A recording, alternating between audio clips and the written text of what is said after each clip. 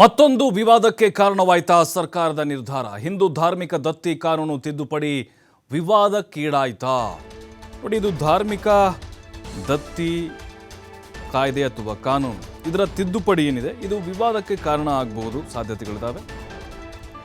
ಅಂದರೆ ಅಲ್ಲಿ ಧರ್ಮಾನ್ವಯ ಅಂದರೆ ಒಂದು ಧರ್ಮಕ್ಕೆ ಸೀಮಿತವಾಗಿ ಮಾಡಿಕೊಳ್ಳುವಂಥ ಒಂದು ಸಮಿತಿ, ದೇವಸ್ಥಾನದ ವ್ಯವಸ್ಥಾಪನಾ ಸಮಿತಿಯಲ್ಲಿ ಅನ್ಯ ಧರ್ಮಿಗೆ ಅವಕಾಶ ನೀಡುವಂಥ ತಿದ್ದುಪಡಿ ಇದು. ಹೊಸ ಕಾಯ್ದೆಯಲ್ಲಿ ಅನ್ಯ ಧರ್ಮೀಯರಿಗೆ ಅವಕಾಶ ನೀಡುವಂಥದ್ದು ಎಷ್ಟರ ಮಟ್ಟಿಗೆ ಸರಿ ಅಂತ ಕೇಳ್ತಿದ್ದಾರೆ ಹಿಂದೂ ಪರ ಸಂಘಟನೆಗಳು. ಕೆಂಗಣ್ಣಿಗೆ ಗುರಿಯಾಗ್ತಾ ಇದೆ ಈಗ ಸರ್ಕಾರದ ಈ ತಿದ್ದುಪಡಿ. ಹಿಂದೂ ದೇವಸ್ಥಾನ ಸಮಿತಿಗಳಲ್ಲಿ ಅನ್ಯ ಧರ್ಮೀಯರಿಗೆ ಸದಸ್ಯತ್ವ ಕೊಡುವಂತಹ ಒಂದು ತಿದ್ದುಪಡಿ. ಸದಸ್ಯತ್ವ ಕೊಡುವ ಅಂಶ ಹಿಂದೂ ಸಂಘಟನೆಗಳ ಆಕ್ರೋಶಕ್ಕೆ ಕಾರಣವಾಯ್ತಾ? ಕಾರಣ ಆಗ್ಬೋದು. ಹಲವು ಅನುಮಾನಗಳಿಗೆ ಕಾರಣ ಆಗ್ತಾ ಇದೆ ಸರ್ಕಾರದ ಈ ನಡೆ. ನೋಡಿ, ಸರ್ಕಾರ ಇತ್ತೀಚೆಗೆ ವಿವಾದಗಳ ಮೇಲೆ ವಿವಾದವನ್ನು ಎಳೆದುಕೊಳ್ತಾ ಇದೆ, ಹಲವು ಬದಲಾವಣೆಗಳನ್ನ ತರ್ತಾ ಇದೆ. ಈ ನಾಡಿಗೀತಿದ್ದಾಯಿತು, ಕೈ ಮುಗಿದು ಪ್ರಶ್ನೆ ಮಾಡಿ ಬಾ, ಒಳಗೆ ಬಾ.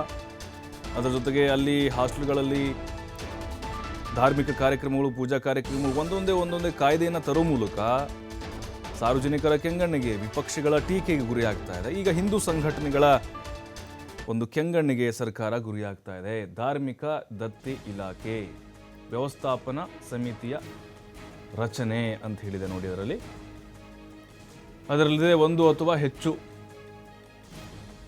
ಸದಸ್ಯರನ್ನು ಒಳಗೊಂಡಂಥದ್ದು ಏನಿದೆ ಧಾರ್ಮಿಕ ತಿದ್ದುಪಡಿ, ಕಾನೂನು ತಿದ್ದುಪಡಿ ಇದೆಯಲ್ವ ಅದು. ಅಂದರೆ ಯಾಕೆ ಈ ಕಾನೂನು ಮಾಡ್ತಾ ಇದ್ದಾರೆ?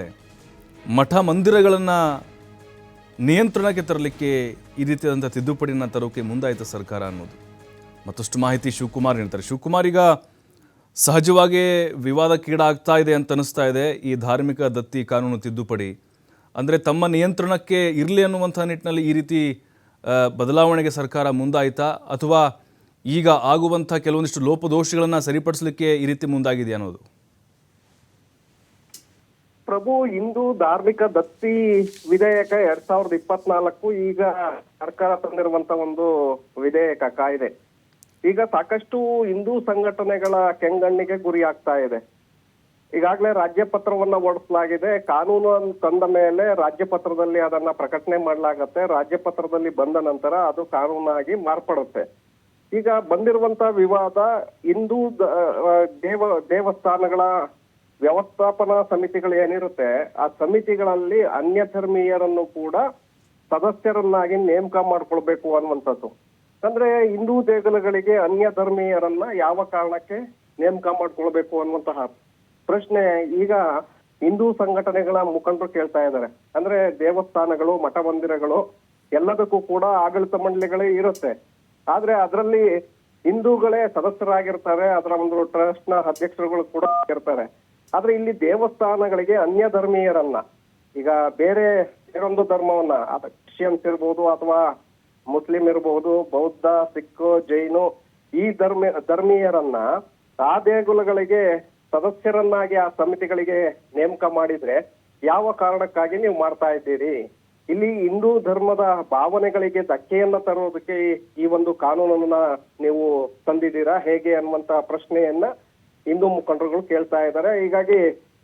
ಈಗಾಗಲೇ ಈ ಒಂದು ಕಾನೂನಿನ ವಿರುದ್ಧವಾಗಿ ಹಿಂದೂ ಪರ ಸಂಘಟನೆಗಳು ಕೂಡ ಈಗಾಗಲೇ ತಿರುಗು ಬಿದ್ದಿವೆ.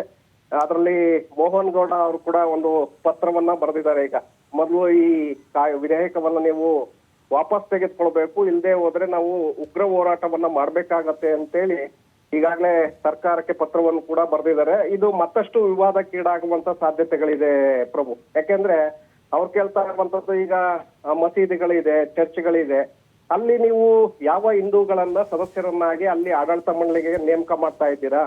ಕೇವಲ ಹಿಂದೂ ದೇಗುಲಗಳಿಗೆ ಯಾಕೆ ನೀವು ಬೇರೆ ಅನ್ಯ ಧರ್ಮೀಯರನ್ನ ಸದಸ್ಯರನ್ನಾಗಿ ನೇಮಕ ಮಾಡೋದು ಕೊಟ್ಟಿರೋದು?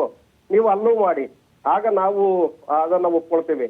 ಇಲ್ಲಿ ಹಿಂದೂಗಳ ಭಾವನೆಗಳಿಗೆ ಧಕ್ಕೆ ಆಗೋದಿಲ್ವಾ? ಬೇರೊಬ್ಬ ವ್ಯಕ್ತಿಯನ್ನ ಇಲ್ಲಿ ಸದಸ್ಯರನ್ನಾಗಿ ಮಾಡಿದ್ರೆ ದೇವಸ್ಥಾನದ ಪೂಜಾ ಕಾರ್ಯಗಳಿರ್ಬೋದು ಅಥವಾ ಉತ್ಸವಗಳಿರ್ಬೋದು, ಇಲ್ಲಿ ಈ ವಿಚಾರಗಳಲ್ಲಿ ಅವರು ಅಡ್ಡಿಯನ್ನ ಪಡಿಸುವಂತ ಒಂದು ಸಾಧ್ಯತೆಗಳು ಕೂಡ ಇರುತ್ತೆ.